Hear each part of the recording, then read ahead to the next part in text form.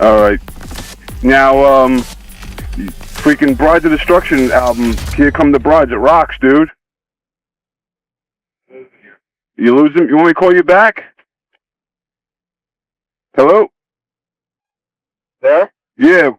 Okay, you gotta speak up a little bit louder. All right. Can you hear me okay now? Not too good. You want me to call you direct? Maybe it's me. Hold on, let me. All right. Okay, how about now? All right. You hear me all right? Kinda. We'll try. All right, man. Dude, the Here Come the Brides is freaking kicking ass, man. Oh, thanks, man. You dig it? Yeah, man. I'm digging it a lot. It really rocks, dude. Oh, cool. Yeah, man. Now, tell me like a little bit of the backstory here. How did you guys all hook up and get this like super band off the ground? Well, it's kind of like, how did it start? It started as Nikki was trying to put a band together, and I was trying to put a new band together. And I contacted him, told him what I was trying to do, and he told me what he was trying to do. Right. And so it kind of put both ideas together, which was, he kind of wanted, was thinking more along the lines of putting like an all-star band together, and I was thinking along the line of putting a great band together. Right. And so we kind of met halfway, where he's superstar, I'm a star, and then we got an unknown singer. It's gonna be Elton John, in our opinion. Right. And so we kind of just took that route and basically put the band together while I was still touring with LA Guns. So we had plenty of time to talk about it. Right. We kind of had like a whole summer, and it ended up working. Got home, started recording and writing and jamming all the time, every day for months, and it ended up being a really great band. Damn right, man. Thanks. Now, how did you guys, like, as you mentioned, London LeGrand, kind of an unknown guy. How did you discover him, and how did you know he had the right stuff? Well, right before I went on tour with LA Guns that summer, our bass player, Adam Hamilton in LA Guns, he just brought me over a picture of London and said, "This is your guy's singer, trust me." And I'm like, "No, God, boy, he can't."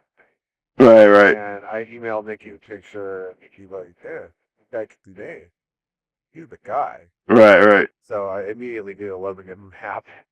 And sure enough, we called him us and sang for the phone. Hey. Wow. And we're like, "Oh my God, this guy can sing." So when I came off tour, we recorded a version of "You Know You Don't" at my house, and it blew us all away. It was okay. That's it. Let's go do it. And he's a lot younger than us, so the reference in it might really on a set rock, Right. stuff like that in London. His roots are Motley Crue, LA Guns, Guns N' Roses, Fast Foot Cat. Right on. It comes right from. That's like his point of reference. So, he's a little green. That's going to change really fast in the next 3 or 4 months. Right. And but he really lucked out. Cool, man. Now, is it true, like what I read in the bio, that like on your first live show, he dressed up like a tree? Yeah, he missed last night of rehearsal, which was very important because it has the lyrics to Live Wire. Right. And he missed it, and he showed up the first gig, airbrushed like a tree, with a leather dress on.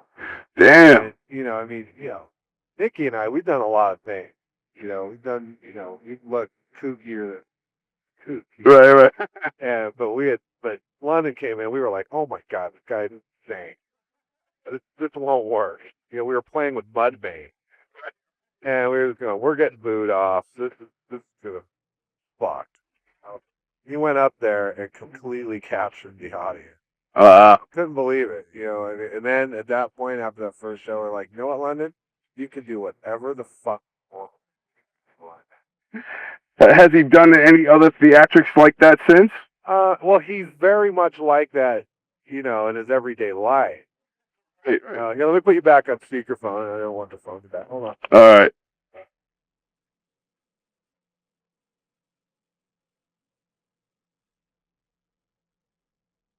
Did I lose you? No, I'm still here. Okay. All right. You know, a typical day for London is putting on, you know, his leather and his chains and his fur coat and going to the gym to work out like that. You know, I mean, this is the kind of lunatic we're dealing with. That's awesome. It's really good. That's great, man. Now, also on this record, there's definitely a nice balance within the album that mixes like heavy tunes with a couple ballads and slower stuff, and even Coogan, the drummer, sings on Life. Well, I think the idea for, you know, it's not even so much for balance. The object of our little game is to not pigeonhole ourselves into any one sound. You know, and Right. what we're really doing is we're gambling on London's voice to really be the identifying factor in our music. So even though this record's diverse, you know, the plan for the second record is to do a double record of just whatever we want to do. Right. And so we had to like really make sure that the first record was diverse enough so that a lot of people would like it for different reasons and not just because of Shut the Fuck Up and, you know, the kind of more aggressive song. Right. You know, so we think we got it right. Hell yeah, man!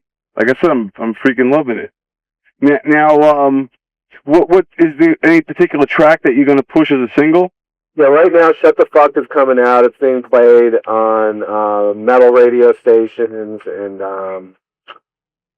internet radio, satellite radio. We're going to do a video on February 15th, which, if it turns out right, is going to really fuck a lot of people's heads up. Cool. You know, so, you know, we're a little bit engineering. You know, I mean, we're have enough experience, you know, to really have fun with this and make it work. So we're coming right out of the box with, you know, with fuck you. Awesome, man, and what a great way to come out with like a statement. So, yeah, I mean, the music scene, you know, there's a lot of good bands right now, but it's fucking boring. Yeah, right. You know, it's just so fucking boring. It's all the same, and if we have the opportunity to not be boring. Right. You know, where there's like, it's wide open for somebody just to go, okay, enough of this crap. And, you know, I think we're definitely the guys that can say that. And we're really counting on Velvet Revolver to do the same thing. Right. Now, yeah, with like you guys, the Velvet Revolver all coming out, do you think that's what's driving you as an artist? Is because you see the you know, it's so boring right now, the state of music, that you want to put some seasoning in it?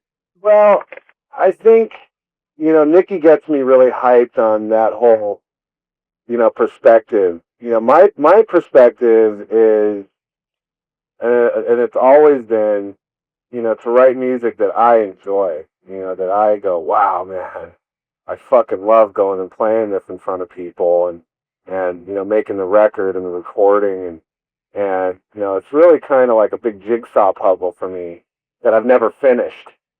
You know, Right. So I mean, for me, that's what really motivates me to, you know, write the great song and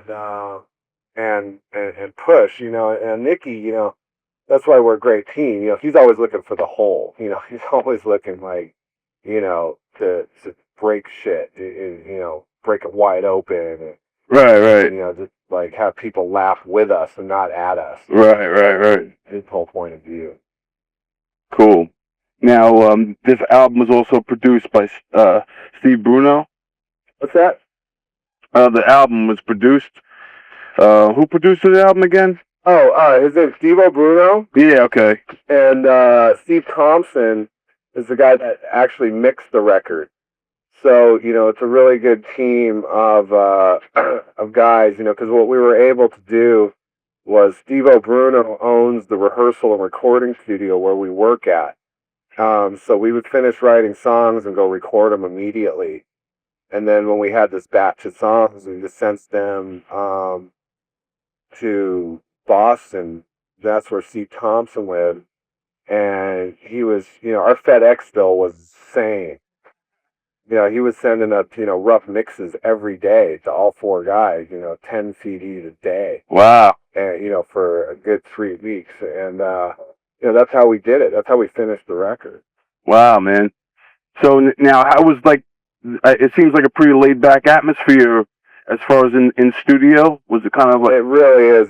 It's there's nobody's ever in a hurry, to get anything done. It's always like show up at noon, go out to eat or order food in, talk, eat till about 2, play for about an hour, go out, tell a bunch of jokes and film a bunch of shenanigans, come back in, play for another hour or two, hang out, talk. It's just really, the important thing for a band was, when you have, LA Guns and Motley Crue started out as friends. Right. We were in bands together.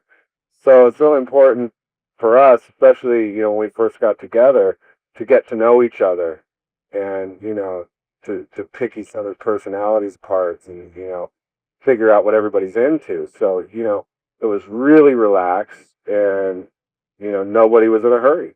And, which brings us to now. I mean, it's been almost 18 or 19 months and now we're already writing again for our second record. Cool, man. The first one doesn't even come out till, for 2 months. Man, you guys are already a step ahead working on the next one. What's that? I said, yeah, the album hasn't come out yet, and you guys are already working on the next one. You guys are stepping ahead. Yeah. I mean, we've got, 5 or 6 ideas that are about 80% done already. Wow, cool, man. Yeah, fun. Yeah, hell yeah, it must be freaking awesome. Now, you guys also going to be touring and doing some live performance?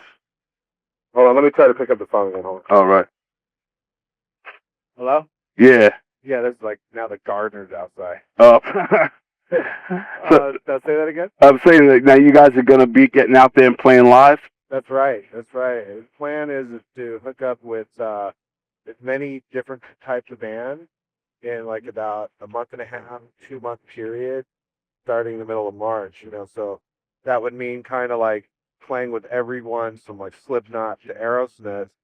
Cool. 5 shows, 15 shows, 2 shows. To stay on the roads instead of just hooking up on one tour where you're basically playing the same type of audience. Right. It's good to mix it up. Play, a lot of different people very short. Very cool. You guys definitely have a good plan. I mean, you definitely are being strategic, which is cool. Yeah, I mean, I think the worst thing in the world we could do is go out and play by ourselves. Right. Support band. I mean, it was probably be not the easiest, but the most organized way to do it. Right. But it's not gonna be good for the band. Right. We need to get word of mouth going.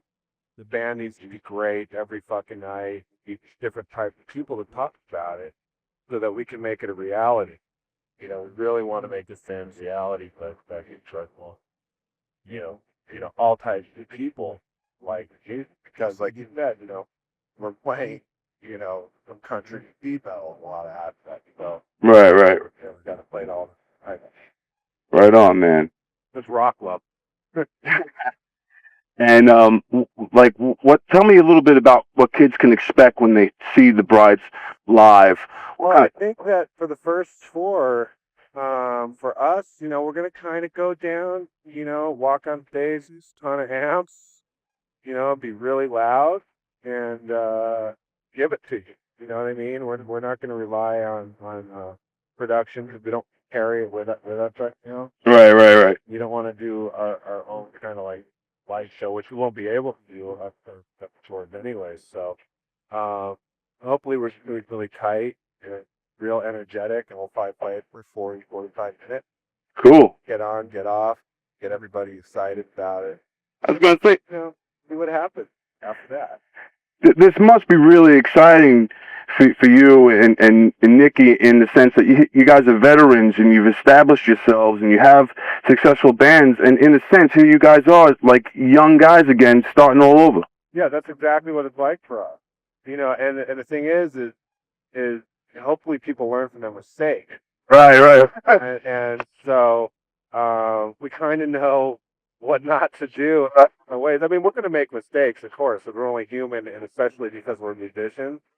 But you know, we definitely know what we don't want to do. We don't want to overwork and underplay. Right. Really have fun putting music together. We want to have fun on tour. You know, we don't want to bum anybody out. We don't want anybody crew and bad. Right. And just, you know, keep it fun. You know, limit the touring to, you know, 2-5 year maximum.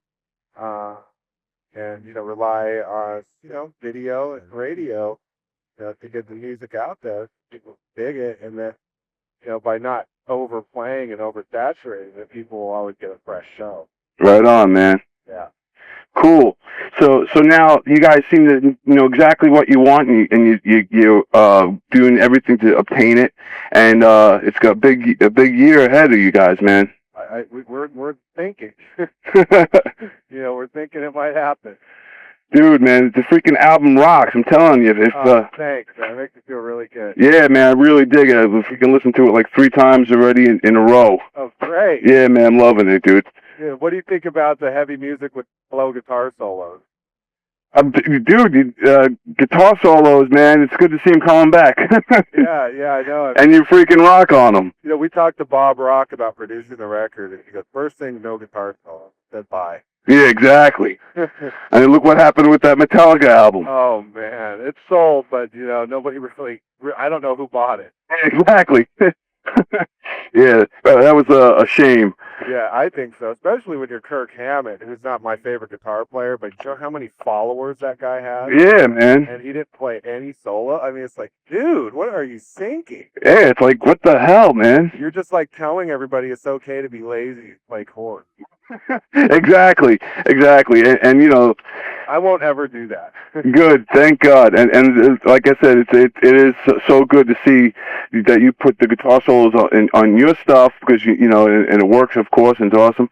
But also, it's starting to come back again. I think so. I mean, hopefully, you know, we still got Zach Waddell, the Flat, and a couple guys that people are paying attention to. You know, those guys aren't going to stop playing. Right on, hell no. So, you know, I mean, if we could just get it going and you know, I mean, we've all done Guitar World and Guitars 1. You know, Slash did, I did, Zach's always did. Right.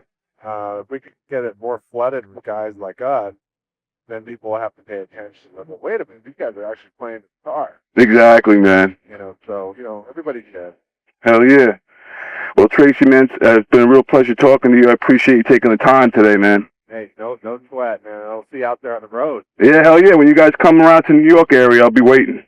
Fucking A, dude. All right, dude. Thanks. Peace. Peace, man.